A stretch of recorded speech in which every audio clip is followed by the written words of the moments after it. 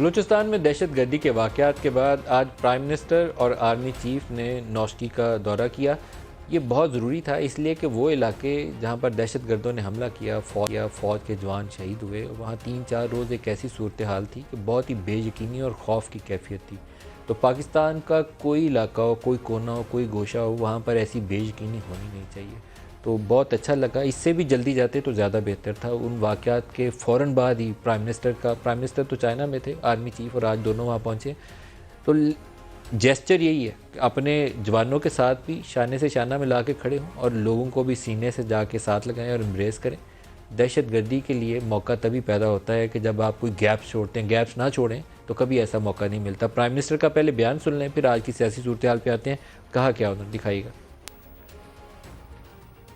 मैं अपनी पाकिस्तान की फ़ौज के जवानों को एक पैगाम देना चाहता हूँ कि सारी कौम आपके साथ खड़ी है। जो दहशत गर्दी की जंग में परफॉर्मेंस हमारी फ़ौज ने दी है, किसी फ़ौज ने इस तरह इतने मुश्किल हालात में और इस तरह की जंग लड़के और मुल्क को महफूज किया दहशत गर्दों से, इसकी मिसाल और दुनिया में नहीं मिलती। अपनी कौम के लिए जो भी अपनी जान देता है उसकी तो एक ख़ास रुतबा होता है। बाहर वो कुव्वतें हैं जो चाहती हैं कि पाकिस्तान के टुकड़े टुकड़े हों, तो ये पीछे से भी फंडिंग है इसके लिए। जो भी कोशिश इनकी जो है कि लोगों को उकसाएं और इनको हुकूमत के ख़िलाफ़ और अपनी सिक्योरिटी फोर्सेस के ख़िलाफ़ खड़े करें, इंशाअल्लाह वो काम इतना हो जाएगा कि इन दहशत गर्दों की कोई बात नहीं सुनेगा। FC को मैं आज ये पैगाम दूँ कि हमने आपकी और रेंजर्स की तनख्वाहों में 15% हमने अब इजाफा किया।